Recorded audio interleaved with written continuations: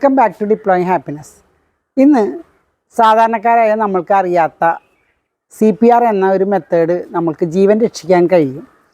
എൻ്റെ മകളുടെ പ്രോജക്റ്റിൻ്റെ ഭാഗമായിട്ട് എടുത്ത CPR കൊടുക്കുന്ന ഒരു വീഡിയോ നിങ്ങൾക്കും കൂടെ ഞാൻ ഷെയർ ചെയ്യുകയാണ്. കാരണം ഒരാളുടെ ആക്സിഡൻറ്റ് പറ്റിയിട്ടോ അല്ലെങ്കിൽ എവിടെയെങ്കിലും അൺകോൺഷ്യസ് ആയി കിടക്കുമ്പോൾ ആംബുലൻസ് വിളിച്ച് കൊണ്ടുപോകുന്നതിന് മുന്നേ ചെയ്യേണ്ടതാണ് ഈ CPR. അത് ഒരു ജീവൻ രക്ഷിക്കാൻ കഴിയുന്നതാണ്.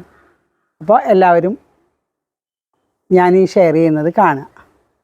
ഞാൻ സഹിയുടെ ക്ലാസ്സിൽ ഷിബി മാഡം BLSൻ്റെ ട്രെയിനിങ് തന്നിരുന്നല്ലോ. അപ്പോൾ അതിൻ്റെ ഒരു ആവേശം ഉൾക്കൊണ്ട് നമ്മളത് പബ്ലിക്കിലേക്ക് കൂടുതൽ അവെയർ ആക്കാൻ വേണ്ടിയിട്ട് we are starting from the family ഇറ്റ് സെൽഫ്. അപ്പോൾ ചെറിയൊരു demonstration with my father and my family members. അപ്പോൾ hope everyone like it. എന്തെങ്കിലും കമൻസോ എന്തെങ്കിലും സജഷൻ ഉണ്ടെങ്കിൽ പറയാം. ഓക്കെ, അപ്പോൾ നമ്മൾ സ്റ്റാർട്ട് ചെയ്യുന്നത് CPR വെച്ചിട്ടാണ്. അപ്പോൾ BLSൻ്റെ മെയിനായിട്ടുള്ള ഇതിൽ വരുന്നതാണ് CPRൻ്റെ മീനിങ് ആണ് കാർഡിയോ പൾമിനറി റിസസിറ്റേഷൻ. നമ്മുടെ ബോഡിയിലെ ഏറ്റവും ഇമ്പോർട്ടൻ്റ് ആയിട്ടുള്ള ഓർഗനാണ് ബ്രെയിനിൽ ഒരു 6 മിനിറ്റ് ബ്ലഡ് സപ്ലൈ പോയാൽ തന്നെ ബ്രെയിൻ ഡെത്ത് സംഭവിക്കും. അപ്പോൾ നമ്മളിപ്പോൾ ഒരു റോഡ് ട്രാഫിക് ആക്സിഡൻ്റ് ആയാലും ഒരാൾ ചിലപ്പോൾ ഒരു കാർഡിയോ അറസ്റ്റ് വന്നിട്ടായാലും ബോധമില്ലാതെ കിടക്കുന്ന ആളുടെ നമ്മൾ ബ്രെയിൻ ഡെഡ് ആവാതെ നോക്കുക എന്നുള്ളതാണ് നമ്മളുടെ ഏക ഉദ്ദേശം. അതിൻ്റെ ബ്ലഡ് സർക്കുലേഷൻ മെയിൻറ്റെയിൻ ചെയ്യണം എന്നുള്ളതിന് വേണ്ടിയിട്ടാണ് നമ്മൾ CPR ചെയ്യുന്നത്.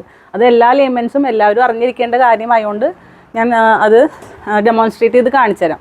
ഇപ്പോൾ നമ്മളിപ്പോൾ എവിടെയെങ്കിലും ഷോപ്പിംഗ് മാളിലോ അല്ലെങ്കിൽ റെയിൽവേ സ്റ്റേഷനിലോ എവിടെയെങ്കിലും പോകുമ്പോൾ പെട്ടെന്ന് ഒരാൾ തലകറങ്ങി വീഴുന്നു. അപ്പോൾ നമ്മൾ എന്താണ് ചെയ്യേണ്ടത്? നമ്മൾ ആ സീനൊക്കെ ഒന്ന് നോക്കിയിട്ട് ആൾക്കാരോടൊന്ന് മാറി നിൽക്കാൻ പറയുക. എന്നിട്ട് കിടക്കുന്ന ആളുടെ അടുത്തേക്ക് വന്നിട്ട് ജസ്റ്റ് അയാളെ ബോധം ഉണ്ടോയെന്ന് അറിയാൻ വേണ്ടിയിട്ട് ഒന്ന് തട്ടി വിളിക്കുക, ചേട്ടാ എന്തു പറ്റി? ആളുടെ ഒന്നും ഒരു റെസ്പോൺസും ഇല്ല. അപ്പം നമ്മൾ പിന്നെ ജസ്റ്റ് കൈ വെച്ചിട്ട് ബ്രീത്തിങ് ഉണ്ടോ എന്ന് നോക്കുക, ചെസ്റ്റ് മൂവ് ചെയ്യുന്നുണ്ടോ എന്ന് നോക്കുക. അതും ഇല്ല എന്ന് തോന്നുകയാണെങ്കിൽ നമുക്ക് പൾസ്, കരോട്ടിഡ് പൾസ് വേണമെങ്കിൽ ചെക്ക് ചെയ്യാം, അതുണ്ടോ എന്ന് നോക്കാം. അല്ലെങ്കിൽ റേഡിയൽ പൾസ് ആണെങ്കിൽ അത് നോക്കാം. അത് നോക്കിയില്ലെങ്കിൽ നമുക്ക് ഒരു മൂവ്മെൻറ്റും കാണുന്നില്ല എന്ന് തോന്നുകയാണെങ്കിൽ നമ്മൾ CPR ഉടൻ തന്നെ സ്റ്റാർട്ട് ചെയ്യണം. അടുത്തുള്ള ആളുകളെ ഹെൽപ്പിന് വേണ്ടി വിളിക്കണം. അവരോട് എത്രയും പെട്ടെന്ന് ആംബുലൻസ് വിളിക്കാൻ പറയണം. പേഷ്യൻറ്റിനെ എത്രയും പെട്ടെന്ന് ഹോസ്പിറ്റലിൽ എത്തിക്കുക. അതിനുള്ളിൽ ചെയ്യാവുന്ന കാര്യങ്ങളാണ് നമ്മൾ CPRലൂടെ ചെയ്യുന്നത്.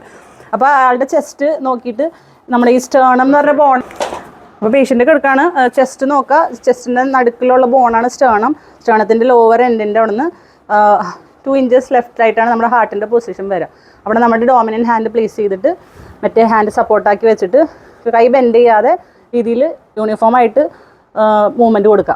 1 2 3 4 5 6 7 8 9 10 11 അങ്ങനെ 30 കംപ്രഷൻ കൊടുക്കണം. കംപ്രഷൻ കൊടുത്തു കഴിഞ്ഞിട്ട് നമ്മൾ പേഷ്യൻ്റെ തല ബാക്കിലോട്ടാക്കി മൂക്കടച്ചു പിടിച്ച് ബ്രീത്തിങ് 2 ടൈംസ് കൊടുക്കണം. അങ്ങനെ കൊടുക്കുക. വീണ്ടും കംപ്രഷൻ 30 ടൈംസ് ചെയ്യുക. നല്ല സ്പീഡിൽ വേണം ചെയ്യാൻ. ഒരു 5 സെൻറ്റിമീറ്ററിന് ഉള്ളിലോട്ട് പോകുന്ന രീതി വേണം മൂവ്മെൻറ്റ് വരാൻ. പിന്നെ ഈ ഒരു 1 മിനിറ്റിൽ ഇതൊരു 3 റിപ്പീറ്റേഷൻ പോലെ വരണം. ഇത് ചെയ്തുകൊണ്ടിരിക്കുക. എത്രയും പെട്ടെന്ന് പേഷ്യൻറ്റിനെ ഹോസ്പിറ്റലിലേക്ക് ട്രാൻസ്ഫർ ആക്കുക. അപ്പോൾ ഇത് ചെയ്ത് കഴിഞ്ഞാൽ നമുക്ക് പല ആളുകളെയും മരണത്തിൽ നിന്ന് രക്ഷിക്കാൻ സഹായിക്കും. വളരെ ചെറിയൊരു സംഭവമാണ്, ഒരു പ്രൊസീജിയറാണ്. പക്ഷെ നമ്മൾ പലർക്കും ഇത് അറിയാത്തതുകൊണ്ട് പലരുടെയും ജീവൻ ഹോസ്പിറ്റലിൽ എത്തുന്നതിന് മുന്നേ പോകാറുണ്ട്. അപ്പോൾ ഇത് ഹെൽപ്ഫുള്ളാവുമെന്ന് വിചാരിക്കുന്നു. Thank you. ഓക്കെ, നെക്സ്റ്റ് നമ്മുടെ വീട്ടിലൊരു അക്യൂട്ട് എമർജൻസി ആയിട്ട് പറ്റാവുന്നതാണ് ചോക്കിങ്. ഇപ്പോൾ ചെറിയ കുട്ടികളൊക്കെ ആണെങ്കിൽ അവർ കളിക്കുമ്പോൾ എന്തെങ്കിലും ടോയ്സിൻ്റെ പീസുകളോ അല്ലെങ്കിൽ ഫുഡോ പെട്ടെന്ന് കഴിച്ചുകൊണ്ടിരിക്കുമ്പോൾ ചോക്കിങ് വരാം. അപ്പോൾ അത് നമുക്കൊന്ന് ഡെമോൺസ്ട്രേറ്റ് ചെയ്യാം. എന്ത് പറ്റി നോറ എന്ത് പറ്റി? ഇവിടെ വായിലെന്തോ പോയിട്ടുണ്ടെന്ന് തോന്നുന്നു അല്ലേ? ഓക്കെ,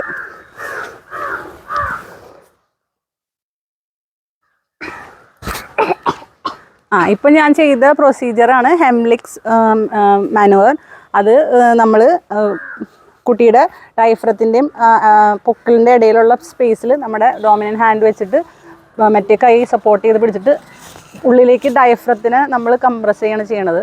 അപ്പോൾ ആ പ്രഷർ ക്രിയേറ്റ് ആകുമ്പോൾ അത് പുറത്തേക്ക് ഒരു കഫ് റിഫ്ലെക്സ് പോലെ വന്നിട്ട് സാധനം പുറത്തേക്ക് വരും.